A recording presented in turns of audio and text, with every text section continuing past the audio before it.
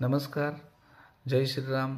मैं डॉक्टर ज्ञानेश्वर बात कर रहा हूँ। मैं पुणे से बिलोंग करता हूँ और अभी जो मैंने कुछ न्यूज़ देखी है जिसमें कुछ शंकराचार्य है जो 22 जनवरी को श्री रामचंद्र जी की मूर्ति की प्राण प्रतिष्ठापना हो रही है, उस पे टिप्पणी कर रहे हैं। पहले तो मुझे ये समझना है कि इनके जो शिष्य है कुछ भी बरगला रहे हैं।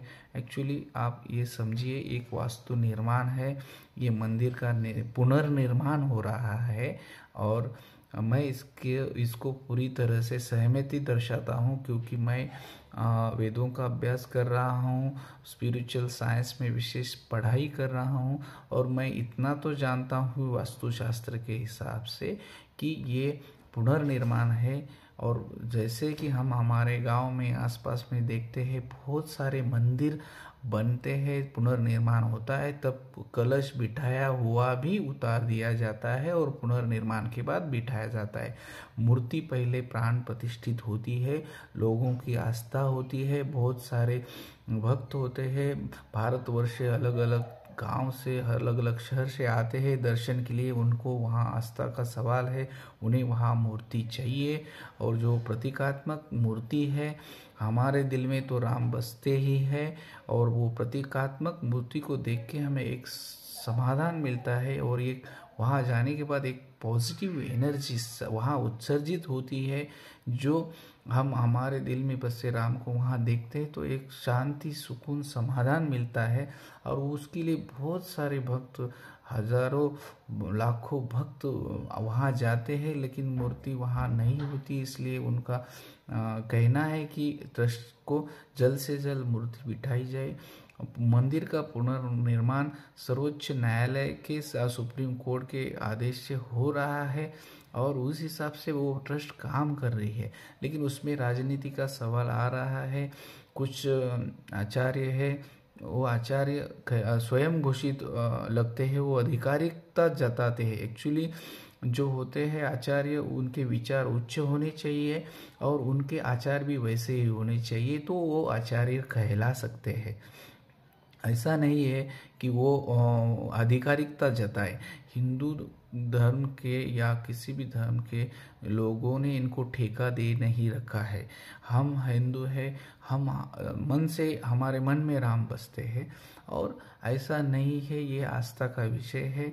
और मेरे हिसाब से मेरे आजू बाजू के हजारों गांव में, मतलब हजारों आजू बाजू मैंने से उदाहरण देखे हैं। मैं पूरा स्पिरिचुअल साइंस का स्टडी करता हूँ।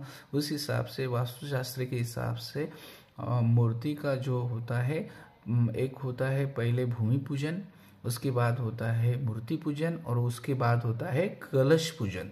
जैसे कि कलशारोहण होता है, उसके लिए आचार्य का होना अपरिहार्य है और उसके हिसाब से उसने पारिवारिक जीवन छोड़ने के बाद या परिवार जो बचपन से परिवार में नहीं है, जिसने ये वानप्रस्थाश्रम स्वीकार लिया है, उसको वहाँ कलशारोहण के लिए हम बुलाते हैं। मूर्ति पूजा के लिए या मूर्ति पूजन के लिए या मूर्ति की प्राण प्रतिष्ठापना के लिए पारिवारिक जीवन करते हुए भी आप कर सकते हैं, ये सभी वेदों में लिखा है। अगर वेदों का आप अभ्यास करेंगे और उसका उदाहरण लेंगे या विपर्यास करेंगे तो वो अपने हिसाब से लेते ही। मेरे ख्याल से आचार्य जो है, जो उसके विचार है और इसने सभी प्रकार के मोह को त्याग दिया है। काम, क्रोध, मोह, मेद, मत्सर, ये सभी छोड़ने के बाद ही वो आचार्य खुद को कह सकता है। जैसे हमको साधक कहलाते हैं, हम साधक हैं, कोई आचार्य नहीं बने हैं। ये स्वयं घोषित आचार्य है, ये हिंदू धर्म के मालिक नहीं है।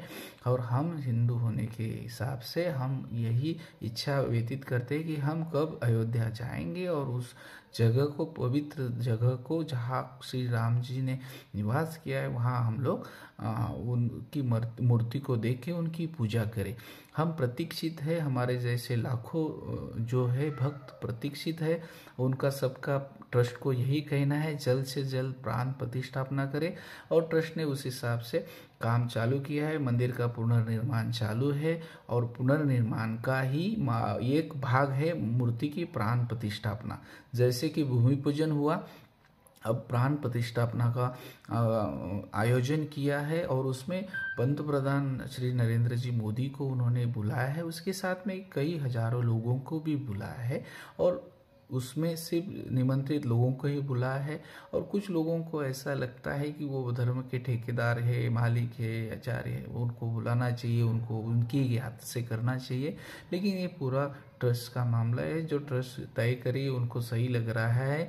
और पूरे देश में सुरक्षा का भी मामला है, वहाँ पे कुछ अनुसूचित प्रकार ना घटे, उस हिसाब से सब प्रोटोकॉल से ही ये हो रहा है। इसमें किसी का कोई राजनीतिक फंडा है ही नहीं है। अभी ये 22 जनवरी की डेट फाइनल हुई है, और ये शांति से प्रोग्राम होना चाहिए। किसी ही धर्म का, जाति का इसमें विरोध नहीं होना चाहिए, और सब को देश में शांति बनाए रखनी है।